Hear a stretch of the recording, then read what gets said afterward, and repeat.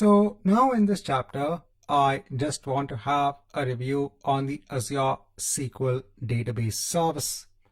Now, the first thing I just want to do an overview of is if you want to host your own SQL database engine on your own server. So if you are to host an Azure virtual machine, install the database software, and then use it for hosting your SQL databases, then what are the advantages that you would have? Well, firstly, you will have full control over the underlying database engine. Because you are hosting it on your own virtual machine, that means you have full administrator rights on that machine. That means you have full control over the underlying database engine. When it comes to the Azure SQL Database, which is a platform as a service, there Azure does not give you control over the underlying database engine because everything is managed by the platform itself.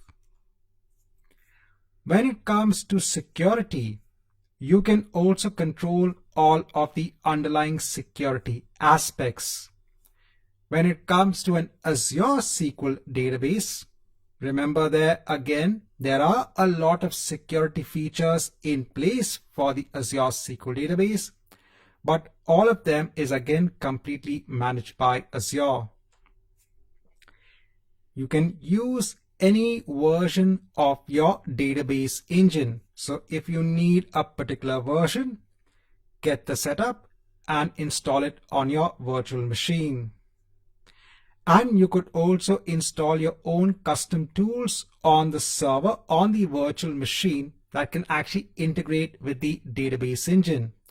With the Azure SQL Database, you can't do this because you don't have access to the underlying virtual machine. You can't install anything on that machine. Now, what are the downsides of having your own setup, your own server with a database engine in place? So yes, there are a lot of advantages. But when it comes to downside, and when I'm talking about downside, I'm actually talking about the extra work that is required. So the first thing is management. You have to manage the underlying infrastructure. So if you have a virtual machine, it is your responsibility to manage that virtual machine. Next are backups. When it comes to the database world, having backups in place is very, very important because if the data in the database gets corrupted, you need to have a backup in place so that you can actually perform a restore to a point before the corruption took place. Now, when it comes to the Azure SQL Database, you have this backup feature already in place. So backups are already taken by the underlying system. And then you have high availability. So when you are hosting your own machine, your own virtual machine, which is having the database software in place, it is your responsibility to manage high availability. Yes, the virtual machine service is highly available, but if you want to increase the availability, you might need to implement aspects such as availability sets, availability zones, having multiple machines. So the complexity actually increases at the infrastructure level if you want to maintain high availability. And then patching. So when major security updates needs to be done on the underlying database engine, you are the one that needs to implement patching accordingly. So when I'm talking about downsides, I'm actually talking about the extra work that is involved when you are using your own server for hosting a SQL database itself. So we've looked at the advantages and downsides of managing your own server. And at that same time, I talked about what you get in the Azure SQL Database. Yeah, now I just want to go through the pricing tiers. So the first pricing tier is the database transaction units. Now, this is a blended measure of CPU, memory, and input-output. So instead of actually charging you separately for the CPU, the memory, and the input-output, everything is a blended measure in terms of a database transaction unit. Now, there are different pricing tiers when it comes to the DTU model.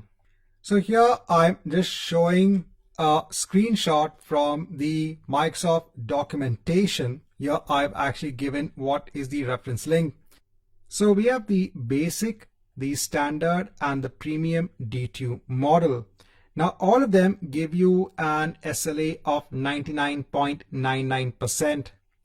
When it comes to the maximum backup retention, so this means that when a backup is taken, it will be available for 7 days when it comes to the basic DTU model, and it will be available for 35 days when it comes to either the standard or the premium pricing tier.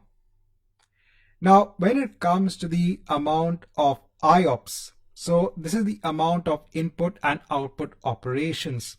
Here you get more when it comes to the premium pricing tier.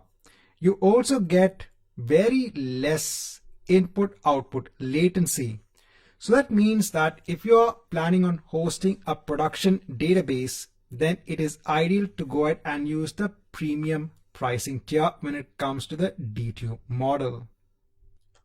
Now, apart from that, we also have the VCO-based purchasing model. Here you can independently scale compute and storage. You can make use of the hybrid benefit model. Here you can save on cost if you have existing SQL Server licenses. Now, there is also one more flavor of the Azure SQL Database, and that is the managed instance. This is a deployment model that provides native integration with the Azure Virtual Network Service. It provides near 100% compatibility with the latest SQL Server features. Here again, the infrastructure is completely managed for you. And companies can easily migrate their existing on-premise databases onto the managed instance. Right, so in this chapter, just want to have a review on the important concepts when it comes to the Azure SQL Database service.